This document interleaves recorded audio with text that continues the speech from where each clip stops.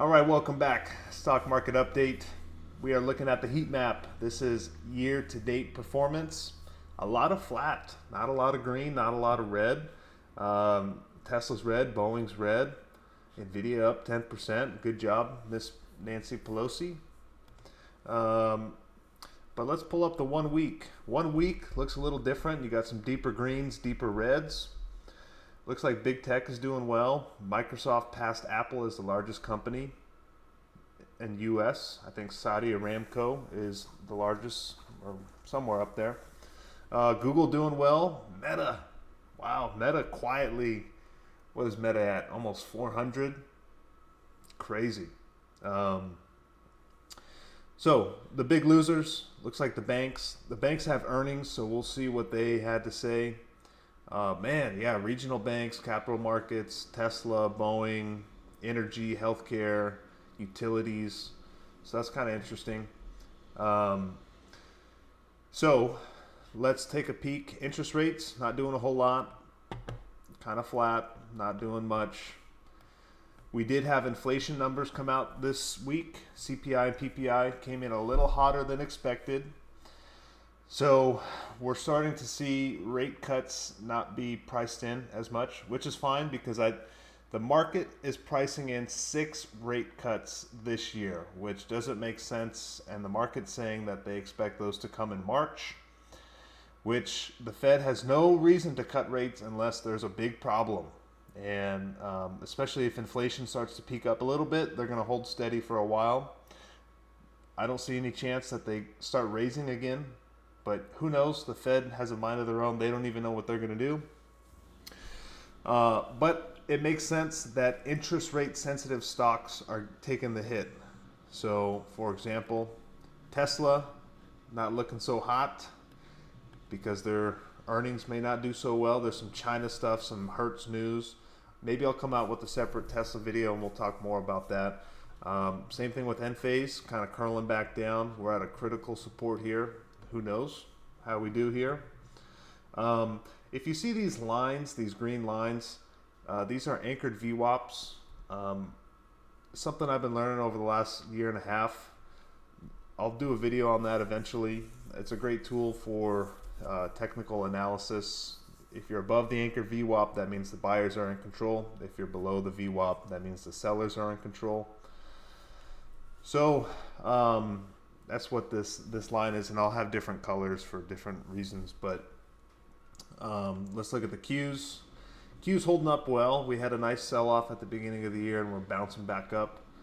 I have this green box here because this is my shopping list, my buy target.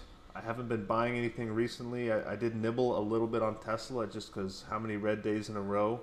We could go down further. We could go under 200. I don't know. Or we could bounce right here and shoot back up. I don't know. I just wanted to add to some of my portfolios where I need to allocate more to Tesla. I bought a little bit today. We keep going down. I'll buy a little bit more next week. We've got earnings coming up, 12 days. That's going to be interesting. Bitcoin taking a dump. Pretty interesting. But let's take a look at the shopping list.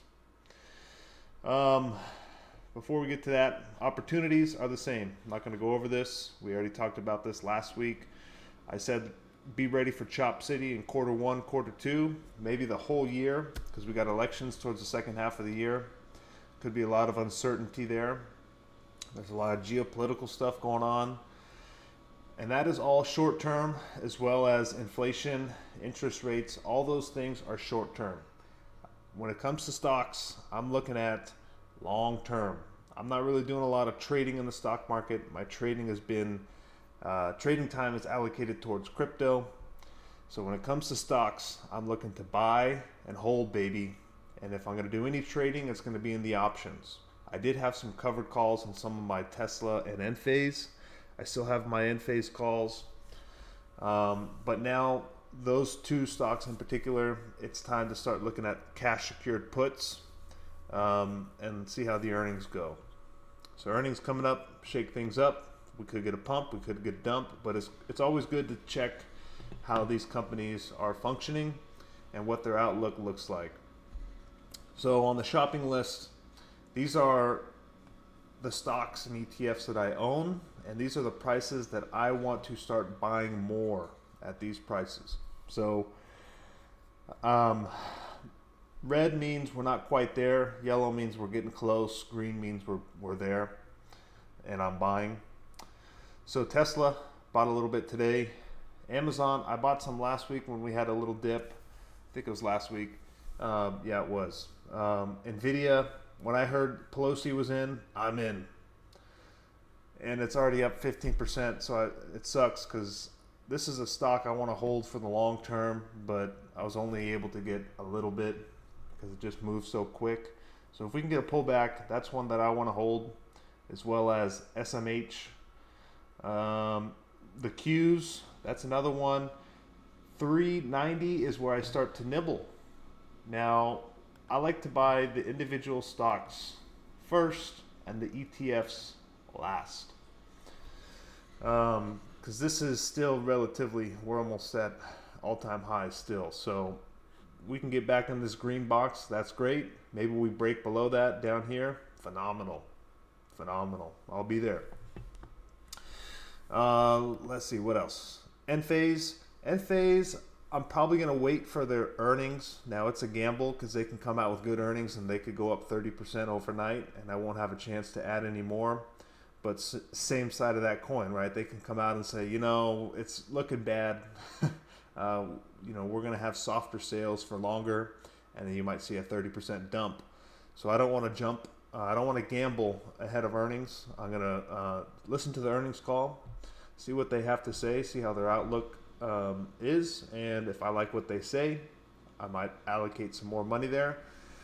And these prices are important to spec out ahead of time and have your list ready to go, because when things are moving to the downside, it happens pretty quick.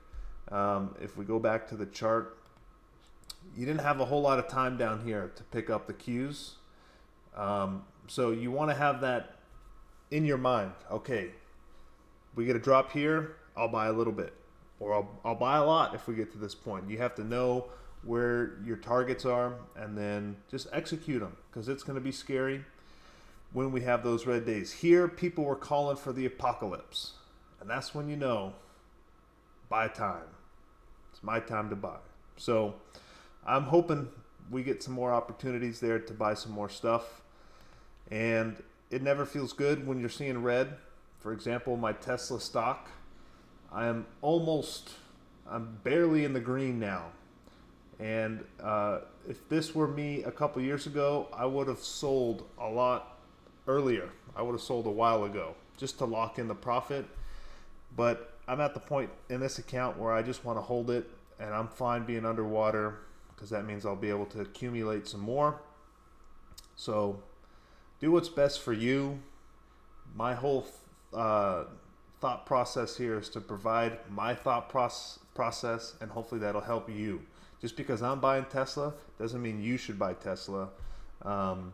So I hope I'm providing a variety of assets that you could say, you know what, I like the Qs. It's less risk than Tesla, but there's some growth there. Or you know what, I like VICI because it's got an income, and I'm looking for income because I'm closer to retirement. Everyone's situation is different. Do what's best for you. Not a financial advisor. Just take this as educational purposes only. There's my disclaimer. VICI, $30. I'll be buying some more. I just got my dividend in VICI. Got some free shares, so that feels cool. And then NVIDIA, my last purchase was at $375, I think. So, or maybe it was $373. I'd like to buy it under $500 if we can get there. I wouldn't be surprised if NVIDIA goes to $600, which is not going to be fun because I want to buy more at a cheaper price. So my watch list, these are things that I do not own that I'm looking at.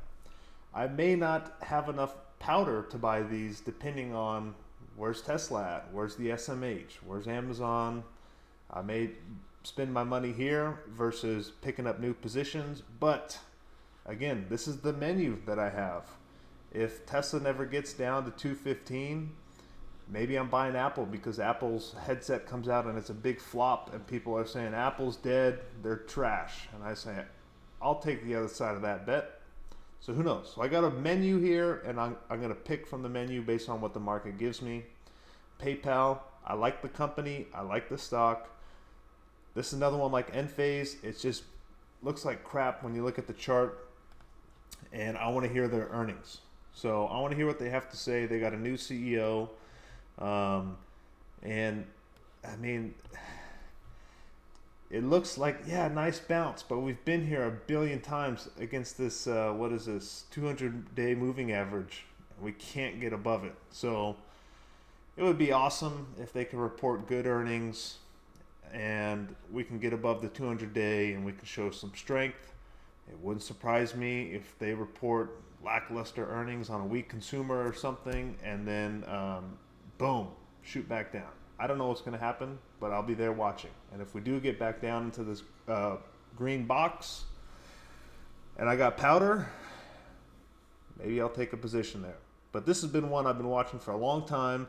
It just so happens when this is at $50, Tesla's at $200, and I'm taking Tesla over PayPal for my portfolio, my position. You may be different. I don't know. That's why this is like a menu. You pick. Some guy might be getting chicken fingers. Some guy might be getting sushi. Some girl might be getting soup. I'm just providing options. You do what's best for you. Palantir. This is another one. I want to get back in so bad, but I'm waiting for the right price. So it's flirting around that 16, 17, 15 range.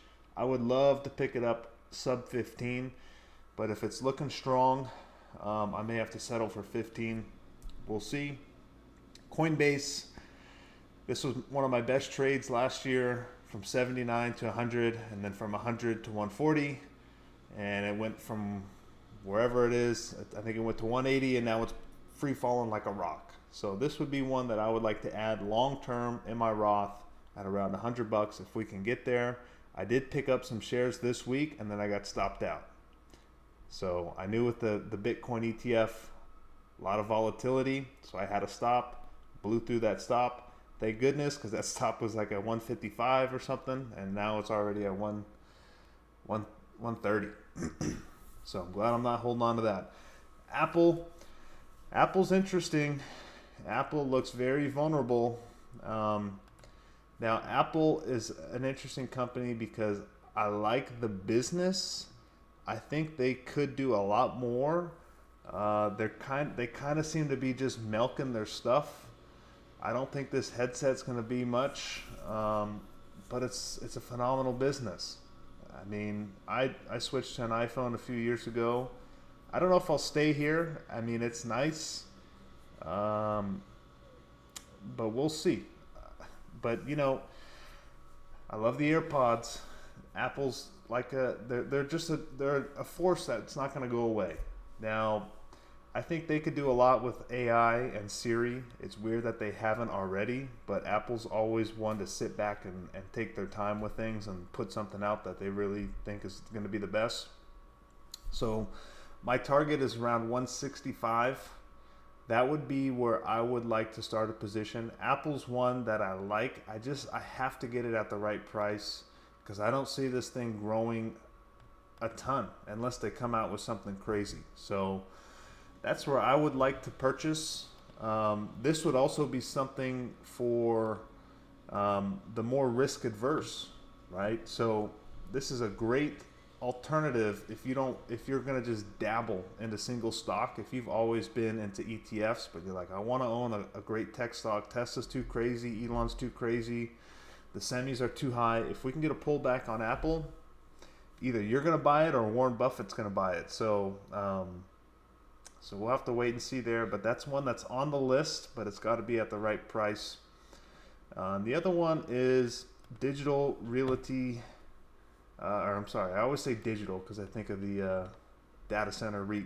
But we've got this REIT, Realty Income Corp. They pay a monthly dividend. So these blue dots down here is every time they pay a dividend. And it looks like it's 25 cents a share every month. So that's kind of cool. If you had 100 shares, you get $25 from them every month. So $250 a year. or whatever 25 times 12 is. So this one I'm looking at around 55 bones is where I would like to start a position. Again, this is going to be maybe for someone like my mom's account. Would be a perfect fit in here. Again, pandemic high over here was around 80 bucks. And their earnings, wow. That's right, they made an acquisition. Okay, because their earnings a few years ago was only 300 million and now it's over $1 billion. They made an acquisition, so they're making more money, which means they can give you more cash. So this is one that I like. Some of their tenants are Lifetime Fitness. It's a company I work for. I think they have, I've talked about it in the past, so go back to some of my REITS videos. But this one on the list, 55 bucks. Now who knows? Maybe I get it, maybe I don't. I will let you know if I do. The bond trade, I fully exited TLT this week because it wouldn't surprise me if we get this to curl back down. So right here was the trade that I originally took. Enter around 86, wrote it up to 96. So that was a nice trade, and I'll look to re-enter somewhere back here in the 90s if we get there. It does pay a nice little dividend, nothing crazy.